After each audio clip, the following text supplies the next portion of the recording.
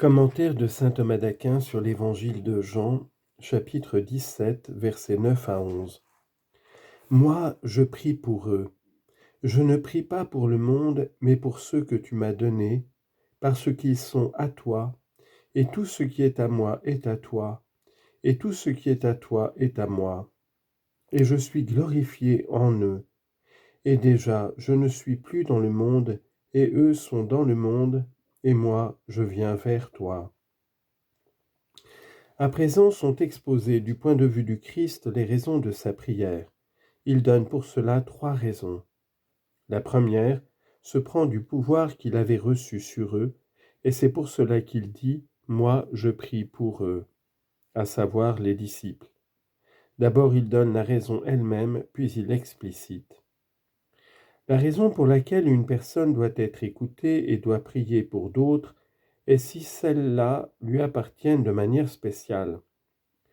Les prières générales, en effet, sont moins exaucées, et c'est pourquoi il dit « Moi je prie pour eux, je ne prie pas pour le monde », c'est-à-dire pour ceux qui aiment le monde, mais pour ceux que tu m'as donnés comme disciples et qui m'obéissent de manière spéciale, bien que toute chose soit à moi selon ma puissance. Citation. Demande-moi et je te donnerai les nations en héritage. Psaume 2, verset 8. Objection. Il semble que le Christ a prié pour tous. Citation. Nous avons un avocat auprès du Père, Jésus-Christ le juste. C'est lui qui est victime de propitiation pour nos péchés, et non seulement pour les nôtres, mais aussi pour ceux du monde entier. 1 Jean 2, versets 1 et 2. Et encore, lui qui veut que tous les hommes soient sauvés et parviennent à la connaissance de la vérité. 1 Timothée 2, verset 4. Je réponds.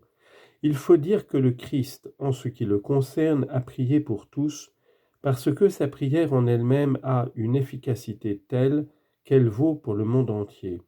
Cependant, tous n'en reçoivent pas l'effet, si ce n'est les saints et les élus de Dieu, et cela à cause des choses du monde qui y font obstacle.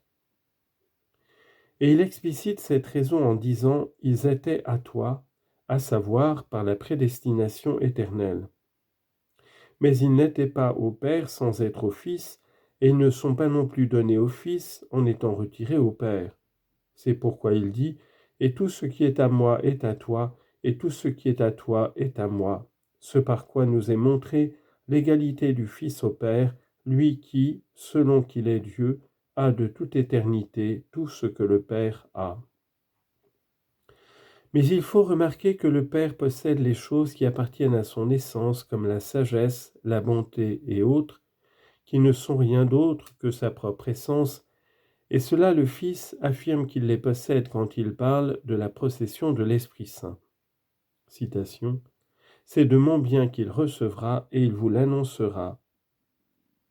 Et cela parce que tout ce qu'a le Père est à moi. Et il dit tout parce que bien qu'il n'y ait qu'une chose en réalité, cependant selon la raison, il y en a beaucoup.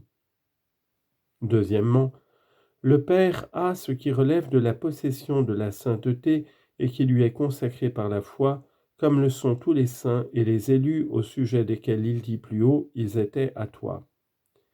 Et toutes ces choses aussi, le Fils affirme qu'il les possède lorsqu'il dit à présent en parlant d'elles, et tout ce qui est à toi est à moi, c'est-à-dire parce qu'ils ont été prédestinés pour jouir du Fils comme aussi du Père. Troisièmement, le Père a par mode de possession toutes les réalités créées. Citation, « Au Seigneur la terre et sa plénitude » Psaume 23, verset 1. Et toutes ces choses sont au Fils, comme on le voit dans la parabole du Fils prodigue, où le Père dit à son Fils aîné, « Tout ce qui est à moi est à toi » Luc chapitre 15, verset 31. La seconde raison se prend de la gloire que le Christ avait en eux, et pour cela il dit « Et je suis glorifié en eux », parce qu'ils connaissaient déjà en partie sa gloire, et ils allaient la connaître encore davantage. Citation, « Ce n'est pas en suivant des fables sophistiquées que nous vous avons fait connaître la puissance et la venue de notre Seigneur Jésus-Christ, mais après avoir été fait témoin oculaire de sa majesté. 2 Pierre, chapitre 1, verset 6. La troisième raison est liée à l'absence où il les laissait en les quittant selon son corps.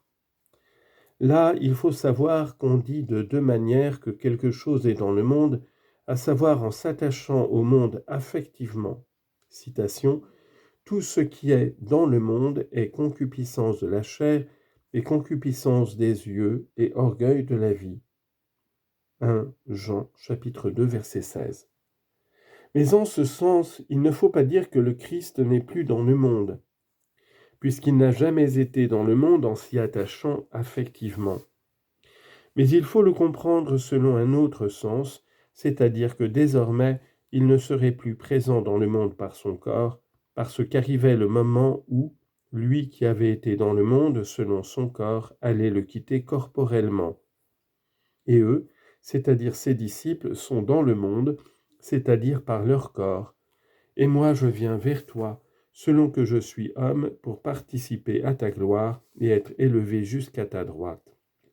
Et c'est pourquoi il est juste que je prie pour eux, que je vais bientôt quitter corporellement.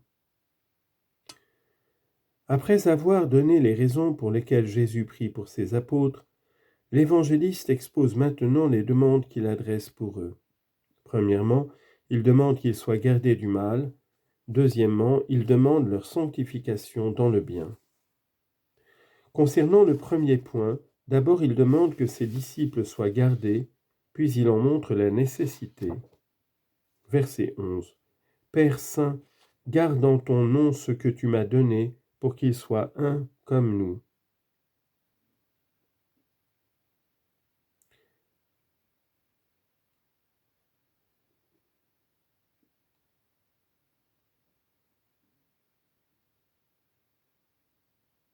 Père saint, c'est au Père qu'il demande. C'est pourquoi il dit Père, et à juste titre, parce que c'est lui qui est le principe, la source de tout bien. Citation, « Tout don excellent, toute donation parfaite vient d'en haut et descend du Père des Lumières. » Jacques, chapitre 1, verset 17. Mais il ajoute « Saint » parce que c'est aussi en lui que réside le principe, la source et l'origine de toute sainteté, et parce qu'ultimement c'est la sainteté qu'il demandait. Citation, « Vous serez saints parce que moi, votre Seigneur Dieu, je suis saint. » Lévitique chapitre 19, verset 2.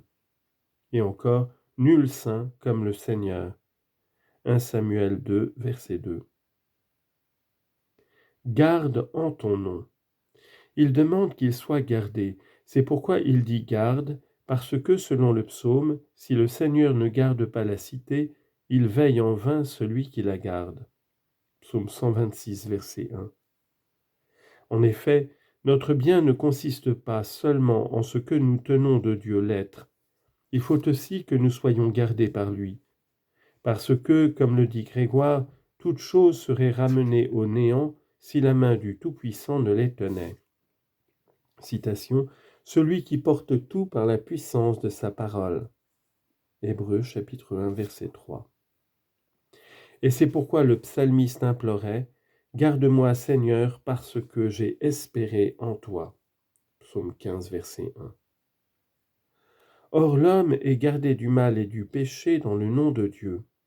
C'est pourquoi il dit « en ton nom », c'est-à-dire par la puissance de ton nom et de ta connaissance, parce qu'en lui sont la gloire et notre salut. Citation, « Ceci se confie dans les chars, cela dans les chevaux, mais nous, c'est le nom du Seigneur notre Dieu que nous invoquerons. » Psaume 19, verset 8. Ceux que tu m'as donnés. Or, il fait cette demande pour ceux qui lui ont été donnés.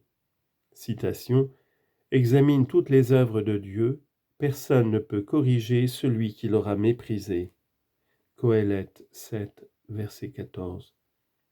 Nul en effet ne peut être gardé du mal, si ce n'est par l'élection divine qu'il désigne en disant « ce que tu m'as donné », c'est-à-dire par le don de ta grâce, pour qu'il s'attache à moi.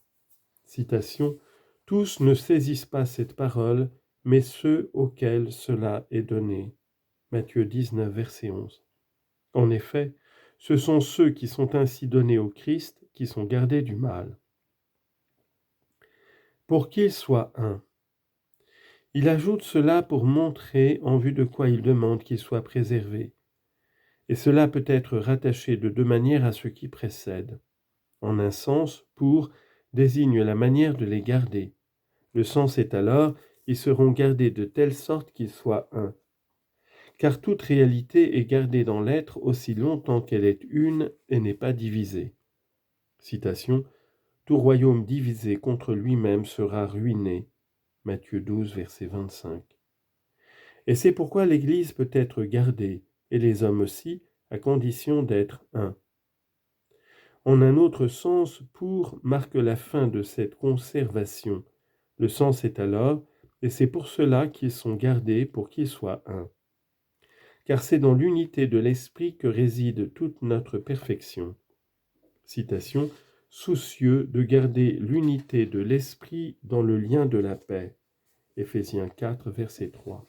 Et encore, voyez qu'il est bon, qu'il est doux d'habiter en frères dans l'unité. Psaume 132, verset 1. Mais il ajoute, comme nous sommes un. On peut objecter cependant que s'ils sont un selon l'essence, nous aussi serons donc un par essence. Mais cela n'est pas vrai. Voici la réponse. Il faut dire que la perfection de chaque homme n'est rien d'autre que la participation à la ressemblance divine.